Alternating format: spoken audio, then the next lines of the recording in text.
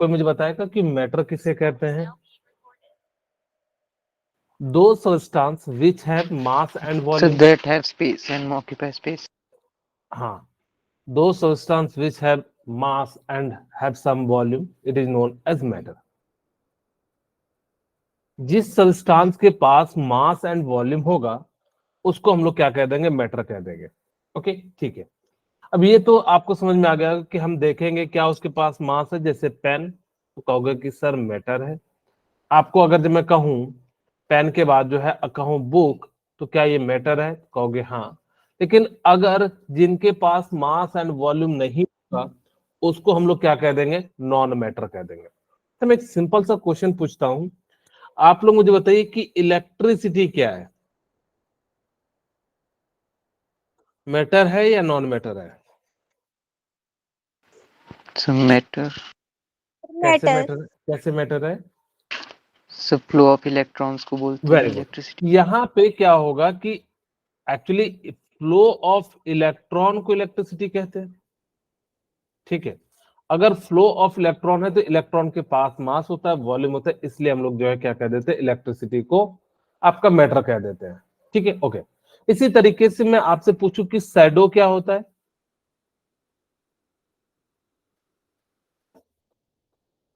Shadow मतलब समझते हैं आप लोग? Yes sir. हाँ, जो परछाई होता है उसको हम लोग शैडो कहते हैं। तो वो जो हो जाता है नॉन मैटर हो जाता है, ना तो उसके पास क्या होता है? वॉल्यूम होता है, ना ही उसके पास मास होता है। एक बच्चा मुझसे बोलता है कि सर उसके पास वॉल्यूम होता है, कहता है कि उसके पीछे जो है क्या बना होता है? इमेज बना होता है। उसने जो है ब्लैक कलर का आपको जो दिखाई देता है वो तो वॉल्यूम है। मैंने कहा नहीं, वो वॉल्यूम नहीं है, एक्चुअली आपका जो लाइट है वो उस जगह नहीं पहुंच पाया, आपकी बॉडी ने जो है क्या कर लिया, यानी कि रोक दिया, जिस कारण से जो है वो क्या हो जाता है कि आपको ब्लैक कलर दिखाई देता है, वो वॉल्यूम नहीं है। मैं आपसे पूछूं कि एयर क्या है? मैटर। So matter. मैटर। अब कोई मुझे बताएगा कि एयर में क्या मास होता है क्या? So air में जो gases है यस उनमें सर। हाँ, वेरी गुड। जो एयर में क्या होते हैं? गैस होते हैं, उनके अंदर क्या हो जाता है? आपका मास पाया जाता है। ठीक है, यानी कि आप कैसे कर सकते हो? आप एक इन्फ्लेटेड वॉल्यूम बैलून लीजिए। ठीक है, हमने जो है क्या ले लिया? एक इन्फ्लेटेड बैलून ले लिया। ठीक है, और इसके अंदर हमने क्या कर दिया? हवा फिल कर दिया। अब जैसे ही हवा फिल करेंगे तो क्या हो जाता है? कुछ इस प्रकार से हो जाता है। तो यहाँ पे इसको हमने दोनों को वेइंग मशीन में रखा, जब देखा तो इसका मास जो था थोड़ा सा ज्यादा था, इसलिए हमने क्या कहते हैं कि यानी कि गैस के अंदर भी क्या होता है? मास होता है, तो एयर भी क्या हो जाएगा? आपका मैटर हो जाएगा। ओके, ये तो समझ में आ गया कि सर जिसके पास मास एंड वॉल्यूम होगा उसको मैटर कहेंगे, जिसके पास नहीं होगा उसको हम लोग क्या कह देंगे? नॉन मैटर कह देंगे। जो मैटर है वो बेसिकली 5 टाइप से क्लासिफिकेशन किया जाता है। ठीक है, ओके। हम बात करते हैं सॉलिड की, तो सॉलिड की कंप्रेसिबिलिटी क्या होती है? हाई होती है, सॉरी लो होती है, क्योंकि आप इसको कंप्रेस नहीं कर सकते हो, या मैं इसकी लिख दूं कि इसकी हाई डेंसिटी होती है। ठीक है, इसकी जो डेंसिटी होती है वो क्या हो जाती है? हाई हो जाती है। दूसरा, अगर मैं बात करूं कि इसकी melting point and boiling point क्या होगी? So high. हाई होगी। ओके, अच्छा मैं पूछूं कि इंटर न्यूक्लियर डिस्टेंस क्या होगा? So low. स्मॉल। हाँ, लो होगा, क्योंकि दो मॉलिक्यूल्स के बीच जो गैप होगा वो कम होगा, तभी तो इसका जो है सॉलिड है। इंटर न्यूक्लियर डिस्टेंस क्या होगा? लो हो जाएगा। ओके, मैं पूछूं कि फोर्स ऑफ अट्रैक्शन क्या होगा? स्ट्रॉन्ग। हाई। So high. हाँ, electrostatic force of attraction is high. Electrostatic force of attraction high हो जाएगा। ठीक है, ओके। अगर मैं आपसे पूछूं कि रेट ऑफ फ्यूजन क्या होगा? डिफ्यूजन लो हो जाएगा, क्योंकि ये जो है एयर में जल्दी क्या होगा? घुलेगा नहीं, जिस कारण से ये कह सकते हैं इसकी कंप्रेसिबिलिटी भी क्या हो जाएगी? Low. लो हो जाएगी, क्योंकि इसके बीच में गैप कम होता है, जिस कारण से आप जो है इसको दबा नहीं पाओगे। तो ये सारी प्रॉपर्टीज अगर जो दिखती है तो उसको हम लोग क्या कर देते हैं? सॉलिड कर देते हैं। याद रखिएगा लिक्विड की जितनी भी प्रॉपर्टीज होती है वो सारी मॉडरेट होती है सॉलिड और गैस के बीच में, किसी भी टाइप से। यहाँ पे आपसे एक और पूछ सकता है कि इसकी जो ना काइनेटिक एनर्जी लो होती है या इट्स एनर्जी इज लो। सारी तरह की जो है एनर्जी क्या होती है, लो होती है, इट्स एनर्जी इज लो। इसीलिए ये जो है ज्यादा स्टेबल होता है as comparison to liquid and gas. Okay, अब ये जितनी भी प्रॉपर्टीज होगी इसकी डेंसिटी जो है ना लिक्विड की सॉलिड और किसके बीच में आएगी, गैस के बीच में आएगी। हम यहाँ पे गैस की बात कर लेते हैं। मुझे बताइए इसकी डेंसिटी क्या होगी? Low density. Very good, slow low density हो जाएगी। ठीक है, melting point and boiling point क्या हो जाएगी? सर लो। लो हो जाएगी। लो ओके, तो यहाँ पे लो हो जाएगी। इंटरन्यूक्लियर डिस्टेंस क्या होगा? Large. Very large good, internuclear distance क्या हो जाएगा? Is large. ठीक है, ओके। उसके बाद हम बात करते हैं इलेक्ट्रोस्टैटिक फोर्स ऑफ अट्रैक्शन क्या हो जाएगा? लो मैं लिख देता हूं, लो हो जाएगा। Very good, electrostatic force of attraction जो है लो हो जाएगा। ठीक है, ओके। अब मैं बात करूं डिफ्यूजन क्या होगा? हाई हाई हो जाएगा। Very good, high. Diffusion is high हो जाएगा। कंप्रेसिबिलिटी क्या होगी? हाय हाई इज हाई हो जाएगा। ओके, अगर मैं बात करूं कि इसकी एनर्जी क्या होगी? High its energy is higher. ठीक है, तो ये सारी प्रॉपर्टीज होती है। इस याद रखिएगा कि जितनी भी प्रॉपर्टीज, कोई भी प्रॉपर्टीज लिक्विड की होगी इनके बीच में होगी, या तो सॉलिड से कम होगी या जो है सॉलिड से ज्यादा होगी, गैस से कम होगी या सॉलिड गैस से ज्यादा होगी। ये हमेशा लिक्विड की प्रॉपर्टीज जो होती है वो क्या हो जाती है, आपकी जो है बीच में आती है। मैं आपको एक क्वेश्चन के माध्यम से समझाता हूँ, एक या दो, फटाफट से देखिएगा। मैंने कहा कि मेरे पास पहला क्वेश्चन है कि 3 सबस्टांस है ए बी सी, और मैंने कहा कि इसकी काइनेटिक एनर्जी जो है 20 किलो जूल है, 30 किलो जूल है और 40 किलो जूल है। आप मुझे बताइए कि इसमें सॉलिड कौन है, लिक्विड कौन है? सर ए सॉलिड है और वेरी गुड। सी गैस है और बी लिक्विड हमने है। कहा कि भाई जिसका बीच में वो तो हमेशा लिक्विड हो जाएगा, तो यहां से हम लोग क्या कह सकते हैं, ये क्या हो जाएगा, लिक्विड लिक्विड हो जाएगा। ओके, अब हम देखते हैं कि हमने कहा कि भाई जो एनर्जी होती है वो सॉलिड की कम होती है, हमने ये क्या कह दिया, सॉलिड है। तो इस प्रकार से हमने जो है सॉलिड निकाल लिया, होती है जिसकी एनर्जी ज्यादा होती है वो क्या हो जाती है, गैस हो जाती है। ठीक है, अच्छा सेकंड क्वेश्चन, मेरे पास एक्स वाई जेड है 3 कंपाउंड। ठीक है, मैंने कहा कि इलेक्ट्रोस्टैटिक फोर्स ऑफ अट्रैक्शन वो इसका दिया हुआ है 30 किलो जूल, या इलेक्ट्रोस्टैटिक फोर्स है, और यहां पे दिया है मेरे को 60 इलेक्ट्रॉन वोल्ट, और यहां पे दिया हुआ है 40 इलेक्ट्रॉन वोल्ट। अब मुझे बताइए कौन लिक्विड है, कौन जो है आपका सॉलिड है, कौन गैस है? Sir Y sir solid Y है। जो सॉलिड है और जेड लिक्विड है और एक्स गैस। ओके, हम सबसे पहले देखेंगे बीच में कौन है। तो देखिए कि भाई बीच में जेड है, तो जेड क्या हो जाएगा आपका, लिक्विड लिक्विड हो जाएगा। तो हमेशा याद रखना कि लिक्विड की जो प्रॉपर्टीज होती है वो हमेशा मॉडरेट होती है। अब हम देखेंगे कि इलेक्ट्रोस्टैटिक फोर्स सबसे ज्यादा सॉलिड में था, तो ये क्या हो जाएगा, सॉलिड हो जाएगा, और ये क्या हो जाएगा आपका, गैस। हो जाएगा। तो इस प्रकार से आपको जो भी प्रॉपर्टीज आएगी तो आप निकाल सकते हैं। तो फटाफट से जो है प्लाज्मा के बारे में बताता हूं। प्लाज्मा, अच्छा देखिए ध्यान से, मैंने क्या करा कि हीट किया। ठीक है, मान लो कि अगर मैं सॉलिड दूंगा तो किस में कन्वर्ट हो जाएगा, लिक्विड। लिक्विड में हो जाएगा। ठीक है, अगर ये सॉलिड को मैंने हीट दिया तो किस में कन्वर्ट हो गया, लिक्विड में। अगर मैं लिक्विड को फर्दर हीट दूंगा तो किस में कन्वर्ट हो जाएगा, गैस। गैस गैस में हो जाएगा। ओके, ठीक है। अगर मैंने गैस को बहुत ज्यादा एनर्जी दिया तो ये किस में कन्वर्ट हो जाता है? प्लाज्मा में।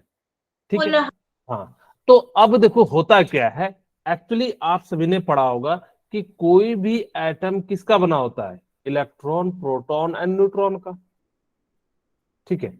अब यहाँ पे इलेक्ट्रॉन था, इसको आपने बहुत बहुत एनर्जी दे दिया तो ये क्या करेगा? अपना इलेक्ट्रॉन को लूज कर देगा। करेगा कि नहीं करेगा?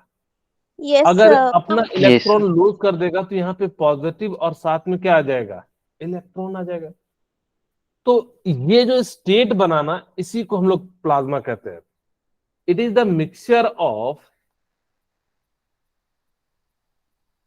It is the mixture of, क्या हो जाएगा बताइए? इसको हम लोग क्या कहते हैं? cation cation. ठीक है। It is the mixture of, क्या हो जाएगा? कैटायन है। बोलिए, कैटायन क्या होगा? एनायन। इलेक्ट्रॉन होगा। यहाँ पे नेगेटिव चार्ज नहीं है, यहाँ पे इलेक्ट्रॉन है। ठीक है। तो it is the mixture of cation and क्या हो जाएगा? इलेक्ट्रॉन हो जाएगा। ये जो है ना, it is known as super energetic particle. It is known as super energetic particle. ठीक है। इसको हम लोग क्या कहते हैं? सुपर एनर्जेटिक, क्योंकि बहुत ज्यादा एनर्जी होती है। इसके क्या क्या एग्जाम्पल है? तो इसका एग्जाम्पल है, आप लोगों ने देखा होगा, सन, स्टार, और क्या है? Sun star, plasma TV, neon bulb, fluorescent tube. ठीक है। तो ये सारे क्या हैं? आपके जो हैं एग्जाम्पल है प्लाज्मा के। तो जहां भी इस टाइप का स्टेट बनेगा उसको हम लोग क्या कह देंगे? प्लाज्मा स्टेट कह देंगे। अच्छा, मैं आपसे एक क्वेश्चन पूछूं कि यूनिवर्स में सबसे ज्यादा जो कौन सा स्टेट पाया जाता है? Solid, liquid, gas and plasma. Harsh आप और अंशिका, अंशिका आप नहीं बताइएगा, बाकी लोग जो है मुझे बताइए कि कौन सा, किसका आंसर क्या होगा? तो पूरे यूनिवर्स में सबसे ज्यादा जो पाया जाता है वो प्लाज्मा पाया जाता है। करीब करीब 99.9%, हम 99% लिख देते हैं। कहोगे सर इतना परसेंट कहां पाया जाता है? क्योंकि आप देखिए कभी आसमान में कितने सारे स्टार हैं, सोचिए लाखों स्टार हैं, तो सबसे ज्यादा क्या है? आपका प्लाज्मा। जितने भी बने होते, मैंने सन स्टार लिखा, इसका मतलब उसमें प्लाज्मा है। तो इस तरह से लाखों स्टार है, तो सोचो कि कितना ज्यादा होगा। अर्थ में तो सॉलिड, लिक्विड बहुत ही लिमिट अमाउंट में, लेकिन हर स्टार में जो है प्लाज्मा स्टार है। तो इसी कारण से जो है क्या हो जाता है? सबसे ज्यादा जो है आपका कौन सा स्टेट पाया जाता है? प्लाज्मा स्टेट पाया जाता है। ओके। अब हम बात करते हैं बोस आइंस्टाइन कंडेंसेट। ठीक है। ओके। तो बोस आइंस्टाइन कंडेंसेट क्या होता है?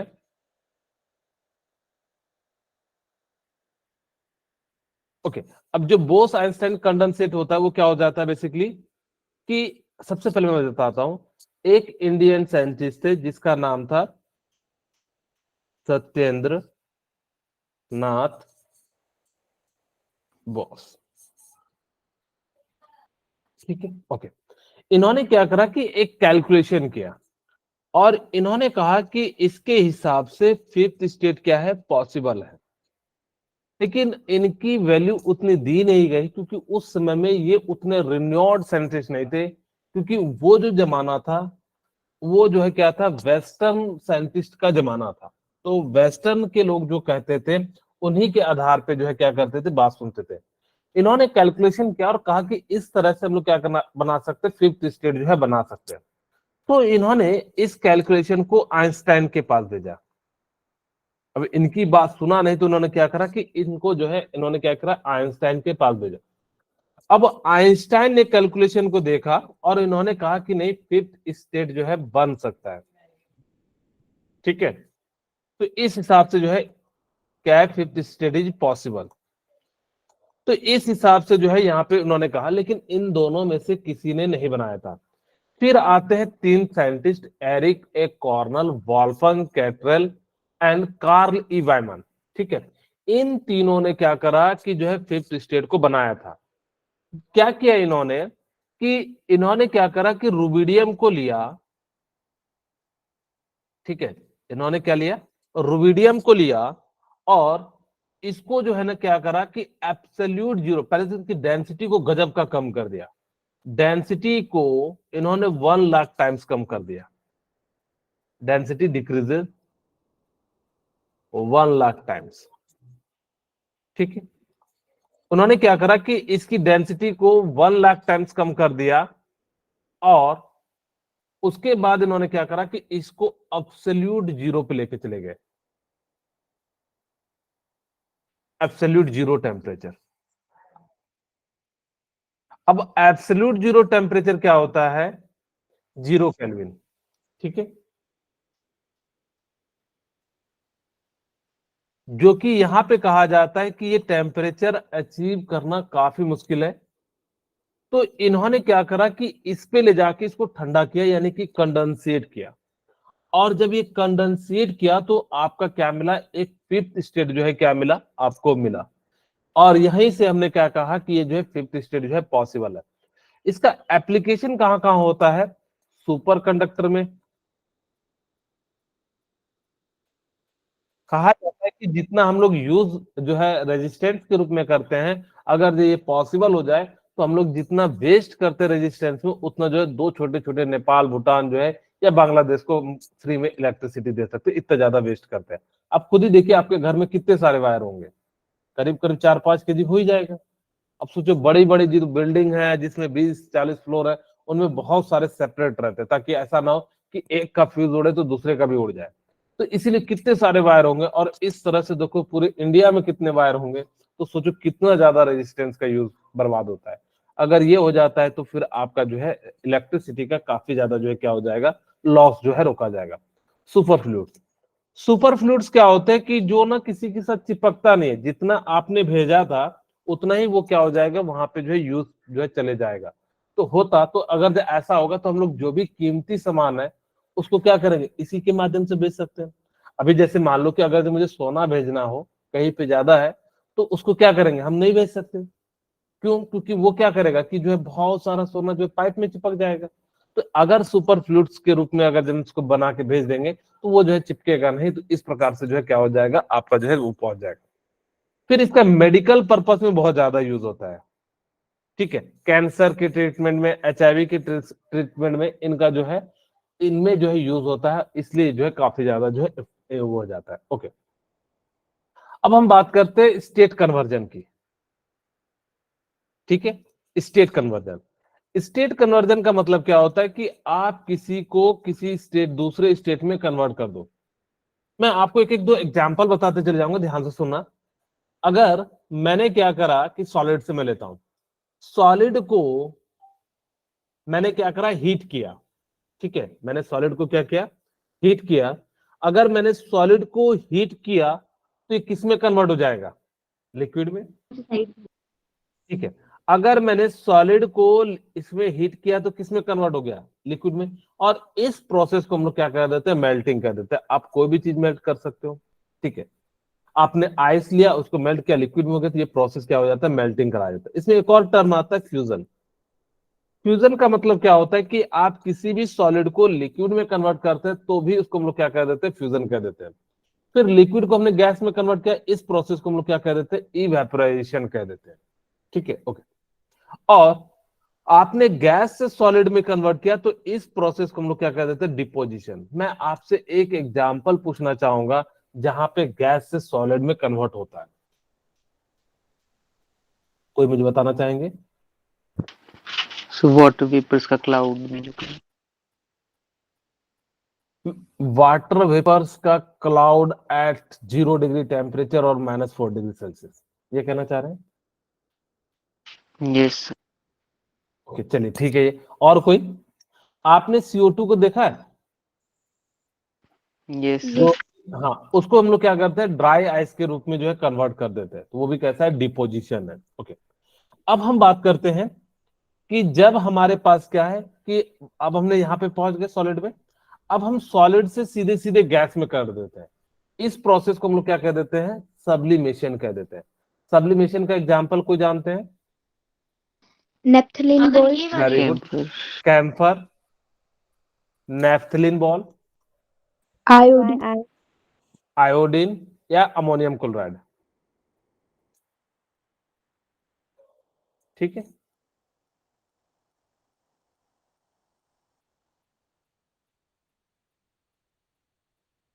तो ये सभी के सभी क्या है, आपके जो है एग्जाम्पल है सब्लिमेशन के।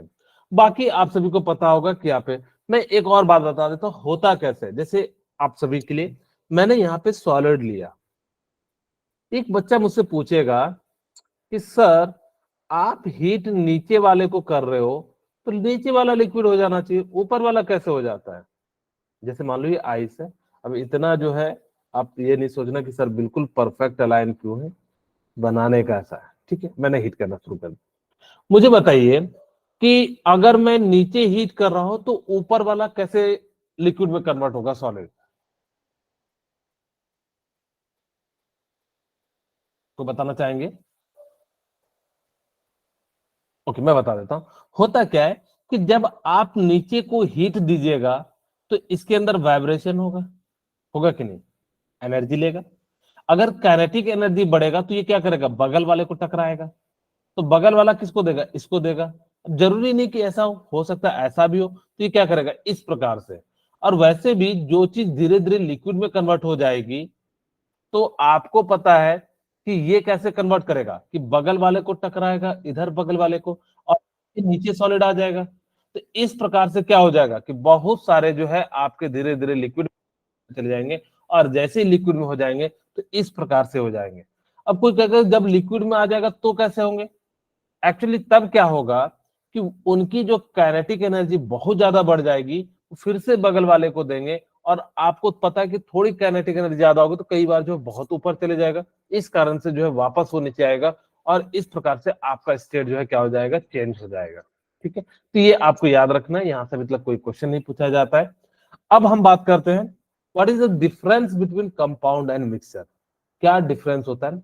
आप सभी को पता होगा कि कंपाउंड जो बनता है वो हमेशा फिक्स रेशियो में बनता है, जबकि मिक्सचर जो बनता है वो किसी भी रेशियो में। जैसे आपको एग्जाम, अगर मुझे पानी बनाना हो तो उसमें ऐसा नहीं कर सकते कि एकदम बिल्कुल कि जो है एक चम्मच हाइड्रोजन ले लो, एक चम्मच ऑक्सीजन ले लो, दोनों को मिला के जो है बना दो। जैसे हम लोग सब्जी बनाते हैं, एक चम्मच हल्दी, एक चम्मच पता नहीं कौन कौन सा मसाला, कई लोग जो है आज जो आजकल नाम सुनते होंगे, ये जो है मैजिक मसाला है, ये फेमस मसाला है, पता नहीं कौन कौन से मसाले डाल देते हैं। होता वही बेसिक है लेकिन कहते हैं। तो आप जब घर की सब्जी बनाते हो तो वो मिक्सचर है, और लैब में कुछ बनाते हो, अब कहोगे सर लैब में भी मिक्सचर सब्जी बनाएंगे तो क्या कंपाउंड हो जाएगा? नहीं, इसका मतलब है H2O2 को अगर जो आप मिलाते हो तो वो जो है कंपाउंड बन जाएगा। इसमें क्या होता है कि इसकी इंटायर प्रॉपर्टी ऑफ रिएक्टेंट की जो है वो चेंज हो जाती है, जबकि इसके अंदर चेंज नहीं होती है। ठीक है, कंपाउंड को आप जो है ना फिजिकल से आप सेपरेट नहीं कर सकते, जबकि इसको हम लोग क्या कर सकते हैं? फिजिकली जो है सेपरेट कर सकते हैं।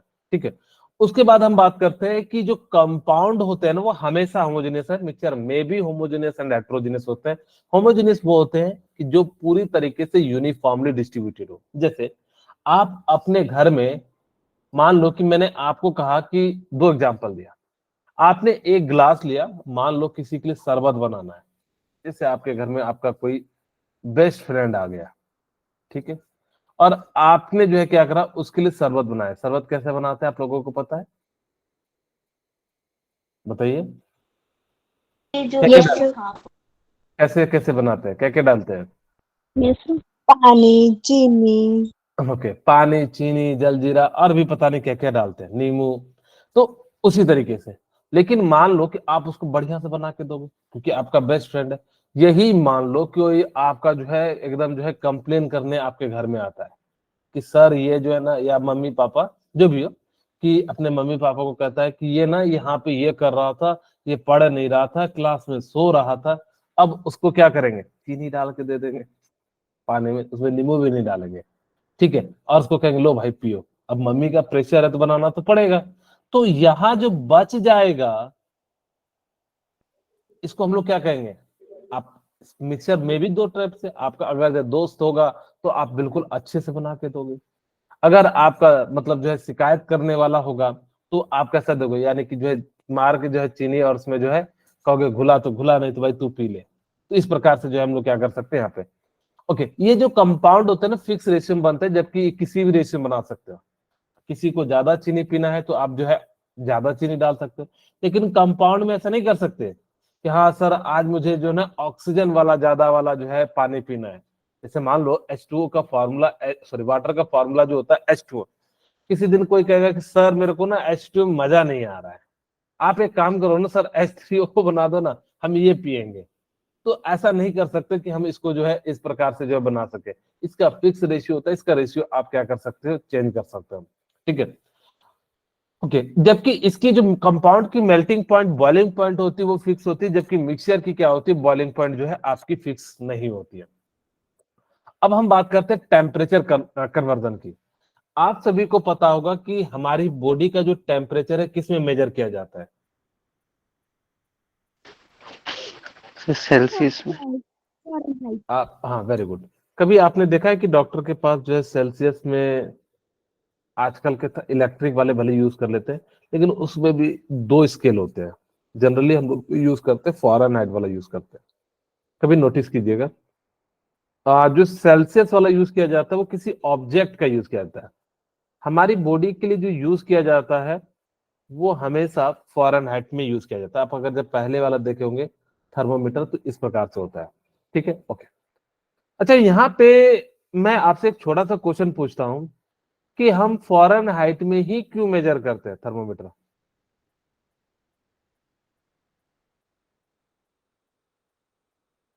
सर वो ज्यादा एक्यूरेट होता है। एक्यूरेट तो थर्मोमीटर चारों एक्यूरेट होंगे, ऐसा तो नहीं कह सकते कि। सर मतलब ज्यादा एक्यूरेट रीडिंग्स होती है क्योंकि उसकी ज्यादा वैल्यू होती है। Very good. यहाँ पे एक्चुअली क्या होता है कि इसकी जो वैल्यू होती है ना मोर अप्रोप्रिएट एंड जो है ना बड़ी स्केल में होती है। जैसे मैं आपको समझाता हूँ, ये सेल्सियस ले लेता हूँ, ये फ़ारेनहाइट ले लेता हूँ, ये केल्विन ले लेता हूँ और ये रोमर ले लेता हूँ। देखिए फ़ारेनहाइट में जो, अच्छा मैं यहाँ पे एक पहले समझा देता हूँ। अच्छा मुझे बताइए कि जो थर्मोमीटर में होता है उसमें कौन सा मेटल फिल किया जाता है? Mercury. Sir mercury. Mercury. क्यों मरकरी फिल किया जाता है? क्योंकि वो लिक्विड होता है रूम टेम्परेचर पे। बहुत सारी चीजें सब्सटेंस मेटल लिक्विड फॉर्म में, मरकरी को ही क्यों फिल किया जाता है?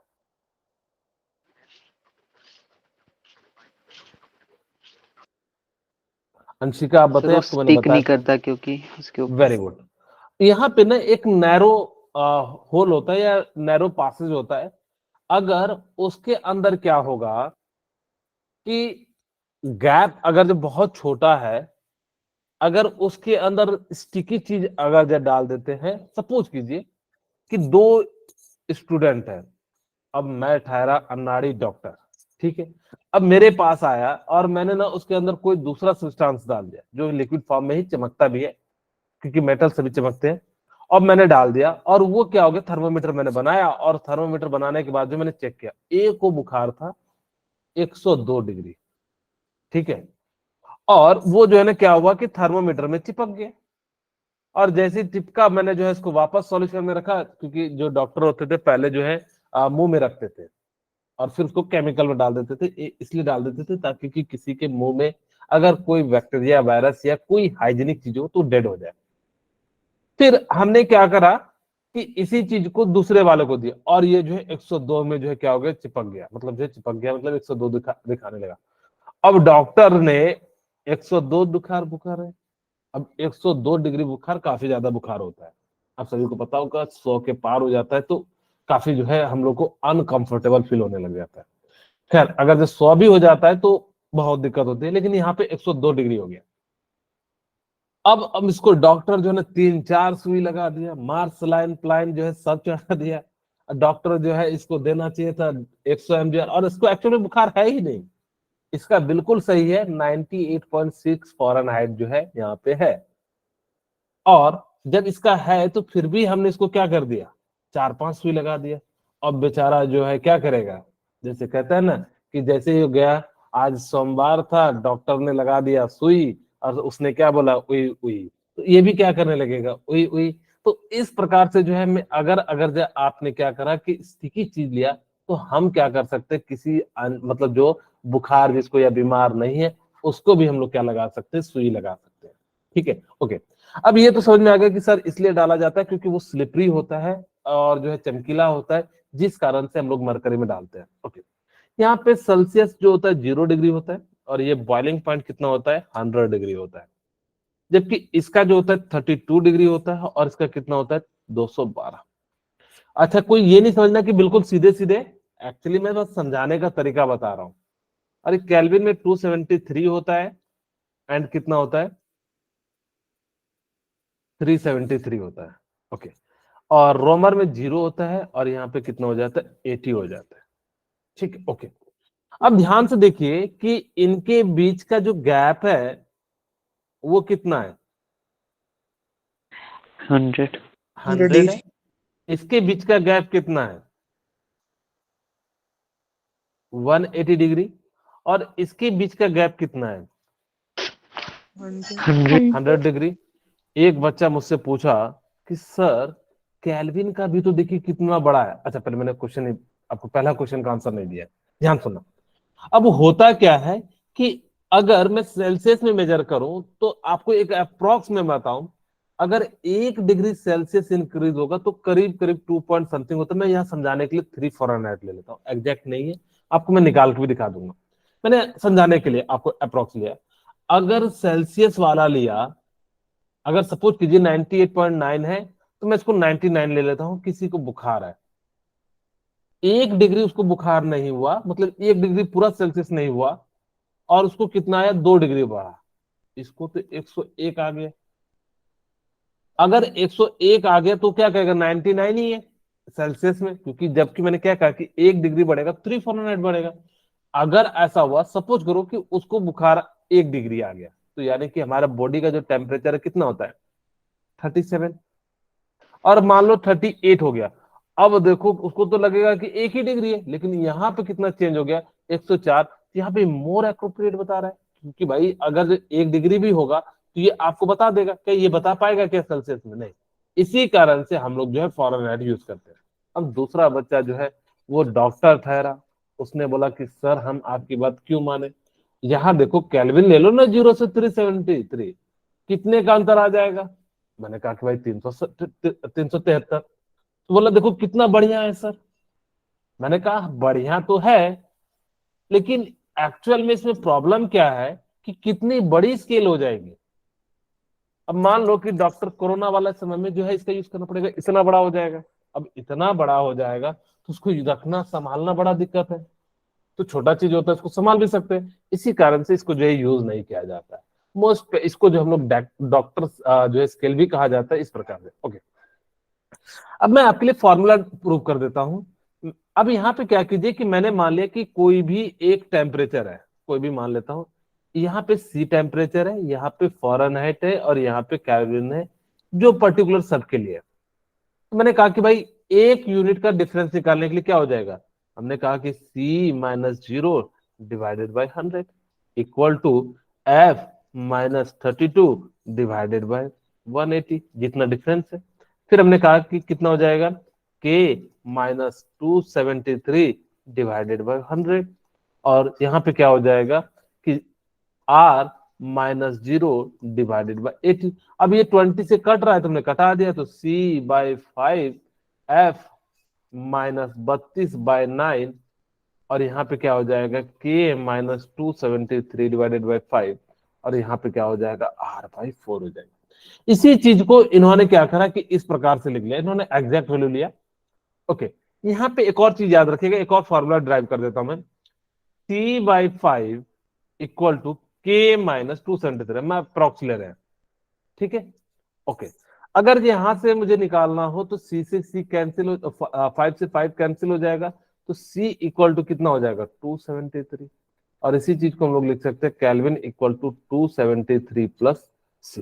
एक और फॉर्मूला आप याद रख लीजिए। वैसे तो अगर आप ये फॉर्मूला याद रखते तो कोई भी कन्वर्ट कर सकते हैं, जो चीज दिया रहेगा उसको और जिसको निकालना रहेगा उन दोनों को क्या कर दीजिएगा, इक्वेट कर दीजिएगा। मैं एक छोटा सा एग्जांपल ले लेता हूं।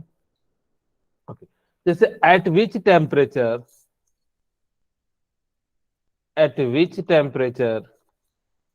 Celsius and Fahrenheit are same. ठीक है, अब शायद आप सबको टेम्परेचर तो याद होगा। अंशिका क्या आंसर होगा इसका?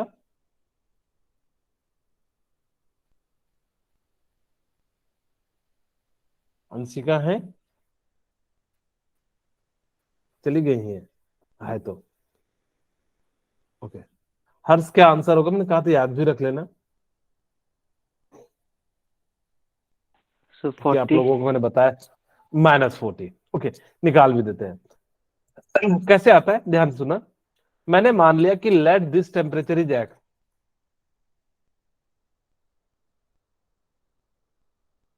वो जो टेम्परेचर है वो कैसा है, एक्स है। ठीक है, ओके। अब हमारे पास फॉर्मूला क्या है सेल्सियस वाला, C/5 इक्वल टू F-32/9। ठीक है, अब C की जगह पे x लिख दे, क्योंकि वो ऐसा टेम्परेचर जहां पे दोनों सेम है, तो हमने इसको x/5 equal to X-32/9। Okay, अच्छा, अब यहां पे हमने इसको लिख दिया। अब हमने इसको क्रॉस मल्टीप्लीकेशन कर दिया, क्या 9x equal to 5x minus 160। ठीक है, क्या मैं लिख सकता हूँ, इसको इधर ले जाऊंगा तो 4x इक्वल टू -160 और x की वैल्यू कितनी आ जाएगी, -40 हो जाएगी। तो इस प्रकार से हम लोग क्या कर सकते हैं, यहाँ पे जो है इनको निकाल सकते हैं। तो आप वैसे भी याद रखना ना कि ऐसा कौन सा टेम्परेचर है जहां सेल्सियस फ़ारेनहाइट सेम होता है, तो -40 डिग्री होता है। मैं एक दो क्वेश्चन और करा देता हूं। मैं कह रहा हूं कि कन्वर्ट करना है बॉडी टेम्परेचर को, ह्यूमन बॉडी, ठीक है, ह्यूमन बॉडी टेम्परेचर को किसमें, जो है फ़ारेनहाइट में कन्वर्ट करना है, और दूसरा आपको रूम टेम्परेचर को किसमें कन्वर्ट करना है, फ़ारेनहाइट में कन्वर्ट करना है। अब आपको पता है कि ह्यूमन बॉडी का जो टेम्परेचर होता है सेल्सियस में कितना होता है, 37 डिग्री। Very good. आपको ये याद भी रखना है, आप लोग डॉक्टर बनने जा रहे हो तो आपको इतनी सी चीजें याद होनी चाहिए कि ह्यूमन बॉडी का जो टेम्परेचर होता है वो 37 डिग्री सेल्सियस होता है। ओके, सभी को ये तो मेरे ख्याल से पता ही होगा। मुझे बताइए कि रूम टेम्परेचर कितना होता है? 25 degree Celsius. Very good, 25 degree Celsius होता है। अब इन सभी को फ़ारेनहाइट में, केल्विन में, रोमर में, जिसमें भी कन्वर्ट करना, मैं यहाँ पे एक एक एग्जांपल से फ़ारेनहाइट में कन्वर्ट कर देता हूँ, बाकी आपकी इच्छा हो, आपको जिसमें कन्वर्ट करना है कर सकते हैं। ओके, जैसे मेरे पास क्या है, फॉर्मूला क्या है, F माइनस, फ़ारेनहाइट में करना है 32/9 इक्वल टू क्या हो जाएगा, C/5। यहाँ भी लिख देता हूँ, दोनों को एक ही साथ कन्वर्ट कर देंगे, F-32/9 equal to C/5। Okay, अब हम क्या करेंगे कि 37 डिग्री सेल्सियस, तो F की जगह पे, सॉरी, C की जगह पे क्या लिख देंगे, 37 डिग्री, क्योंकि सेल्सियस वाला टेम्परेचर दिया हुआ है। यहाँ पे आपका कितना दिया हुआ है, 32/9 इक्वल टू कितना दिया हुआ है, C, आपको 25 दिया हुआ है। ये तो बड़ा आसान हो गया, कट गया, कटा दिए। ओके, अब यहां से हम लोग लिखते हैं 5F माइनस 160, और ये कितना हो जाएगा, 333। और यहां से हम कैलकुलेट करते हैं तो फ़ारेनहाइट की वैल्यू कितनी आ जाती है, 98.6 फ़ारेनहाइट हो जाता है। अब कोई कहेगा कि सर आपने कैसे कैलकुलेट कर दिया, मुझे याद था इसलिए ऐसे लिख दिया। ओके, यहाँ पे देखिए, अब यहाँ पे क्या हो जाएगा, F-32 इक्वल टू 45, और तो F की वैल्यू कितनी आ जाएगी, 77 फ़ारेनहाइट। तो इस प्रकार से आपको याद रखना कि किसी में भी दिया रहे, किसी को कन्वर्ट करना रहे, तो आप क्या कर सकते हैं, कन्वर्ट कर सकते हैं। बस आपको क्या ध्यान रखना है, जिसमें दिया है, जिसमें कन्वर्ट करना है, उन दोनों को लीजिए, जो चीज दिया है उसकी जगह पे वैल्यू रखिए, और जो है सेकंड आंसर निकाल लीजिए। ओके, मैं बात करूं फंडामेंटल यूनिट की, तो टोटल कितने होते हैं फंडामेंटल यूनिट, 7 होते हैं। 7। ठीक है, टोटल जो होते हैं, टोटल फंडामेंटल यूनिट इसका मतलब क्या है कि जितने भी यूनिट बने हैं वो सभी इन्हीं चीज से बने हैं। ठीक है, टोटल फंडामेंटल यूनिट कितने हो गए? 7 हो गए। तो अगर मैं लेंथ की बात करूं तो उसका फंडामेंटल यूनिट जो है m। जितने भी आप लोग पढ़ते होंगे फिजिक्स केमिस्ट्री सभी जगह इन्हीं 7 यूनिट से बना हुआ है और कोई 8वां यूनिट नहीं है। जैसे मैं आपको एग्जांपल से बताऊं, इंग्लिश के जितने भी वर्ड बने हैं कितने लेटर से बने हैं? 22। 26 से। ठीक है, आप लोग जो है काउंट कर लीजिए। देखिए मैं काउंट करा दूं। No sir. Okay sorry. Okay ठीक है, तो टोटल 26 लेटर होते हैं। अरे ये क्या हो गया? टोटल जो होते हैं कितने होते हैं? 26 लेटर होते हैं। ठीक है, जितने भी वर्ड बने होते हैं इन्हीं 26 से बने हैं। 27 कोई वर्ड नहीं होता, मतलब जो लेटर नहीं होता है। ओके, अब हमारे पास जो टोटल फंडामेंटल यूनिट है ये 7 है, इन्हीं से सारा जो है क्या होगा आपके बने होंगे। अब लेंथ के लिए आपको इसको याद भी रखना है। एक्चुअली फिजिक्स में पूछा गया था 2 बार कि इंटेंसिटी की जो यूनिट होती है वो क्या हो जाती है? कैंडला होती है। इसको याद रख लेना। ठीक है, इंटेंसिटी की जो यूनिट होती है वो क्या हो जाती है? कैंडला होती है। तो कैंडला। हाँ, बाकी तो आपको याद होता है लेंथ का मीटर होता है। लेंथ को आप लोग किलोमीटर में मत लीजिएगा, लेंथ को मीटर में, मास को केजी में। टाइम का कभी कोई पूछेगा नहीं, क्योंकि इससे आसान अगर जो कभी कोई क्वेश्चन पूछ ही नहीं सकता। खैर ये ऐसा भी नहीं पूछेगा। दूसरा, इलेक्ट्रिसिटी का जो होता है वो क्या हो जाता है? एम्पियर हो जाता है। अमाउंट ऑफ सब्सटेंस का एक बार मोल पूछा था, वो भी मध्य प्रदेश के नीट एग्जाम में, वो बहुत पहले पूछा था, तो वहां पे ये सब पूछ सकता है। तो आप इसको जो है याद रखिएगा कि ये जो है क्या है, इस प्रकार से टोटल 7 यूनिट होते हैं। ओके, अब हम बात करते हैं कि सिग्निफिकेंट डिजिट के लिए। ठीक है, सिग्निफिकेंट डिजिट क्या क्या होते हैं, तो हम लोग जो है बात कर लेते हैं। सिग्निफिकेंट डिजिट का मतलब होता है किस डिजिट को आप सिग्निफिकेंट के रूप में यूज करोगे। पहला तो कहता है कि ऑल नॉन जीरो, यानी कि जीरो को छोड़ के बाकी जो भी डिजिट होंगे उन सभी को एज अ सिग्निफिकेंट यूज करना। जैसे मैं कहूं 1 2 3 4 5 6 7 8। अब अच्छा, इसमें कितने सिग्निफिकेंट डिजिट है? 6 6 है कि नहीं? Yes sir. ओके, तो टोटल कितने हो गए? 6 सिग्निफिकेंट। अगर उसमें जीरो नहीं है तो उसको एज अ सिग्निफिकेंट डिजिट के रूप में काउंट करोगे। ठीक है, all zero that occur between any two non zero digit are significant. कहता है all zero occur between two non zero digit. अगर मान लो कि 9 है, 0 है, 4 है, तो इस जीरो को एज अ आप सिग्निफिकेंट काउंट करोगे। अगर ये क्या है, 2 डिजिट के बीच में है, जैसे आपसे मैं कहूं 1002 रुपया है, तो आप तो इसको क्या करोगे? सिग्निफिकेंट के रूप में लोगे। ठीक है, ओके। यहाँ पे भी वही कहता है कि आपसे पूछा कि 108 इसमें जो है सिग्निफिकेंट डिजिट है, तब तो आपने इसको काउंट कर लिया।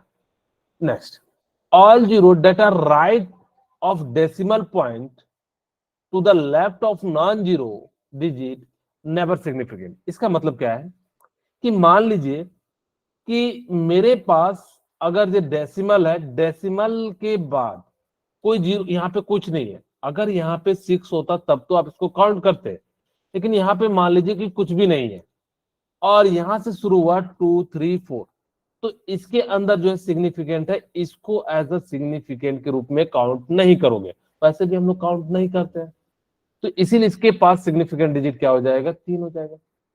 ठीक है, सिग्निफिकेंट डिजिट कितना हो गया? 3 हो गया। ओके, यहाँ पे 3 बातें हमने सीखी। पहली बात कि जितने भी नॉन जीरो होंगे ये तो कोई बात नहीं है। फिर हमने दूसरी रूल पढ़ा कि अगर जो 2 नॉन जीरो के बीच में, 2 नॉन जीरो डिजिट के बीच में जीरो आ जाए तो वो भी सिग्निफिकेंट है।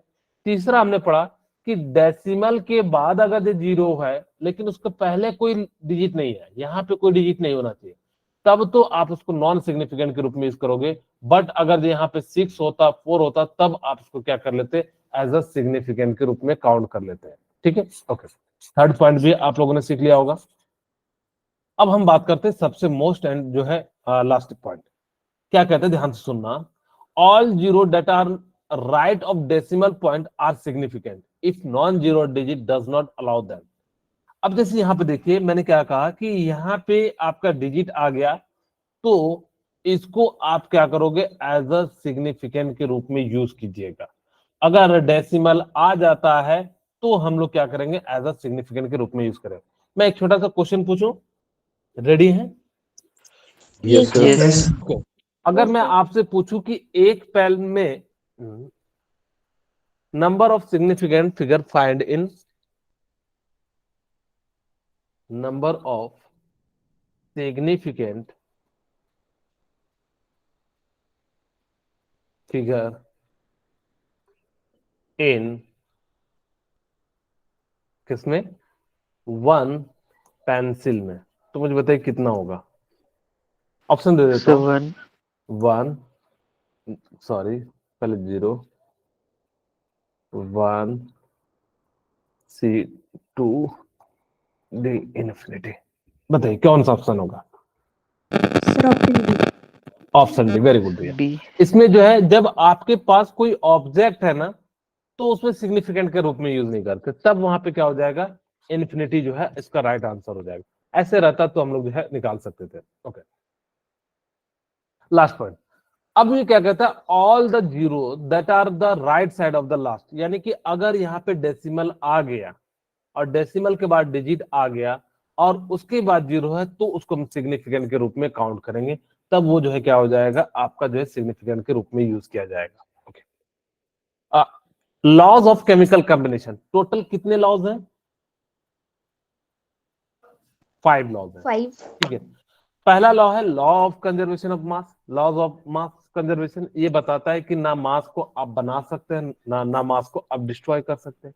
लॉ ऑफ मल्टीपल प्रोपोर्शन, इसका मतलब है कि लॉ ऑफ मल्टीपल प्रोपोर्शन क्या कहता है कि कोई भी कंपाउंड अगर जो डिफरेंट मतलब दो कंपाउंड डिफरेंट कंपाउंड बन रहे हैं, जो उनका रेशियो आएगा वो हमेशा क्या आएगा, आपका फिक्स में आएगा। तो लॉ ऑफ डेफिनेट प्रोपोर्शन कहता है कि जो भी कंपाउंड बने होंगे वो हमेशा एक फिक्स रेशियो में बने होंगे।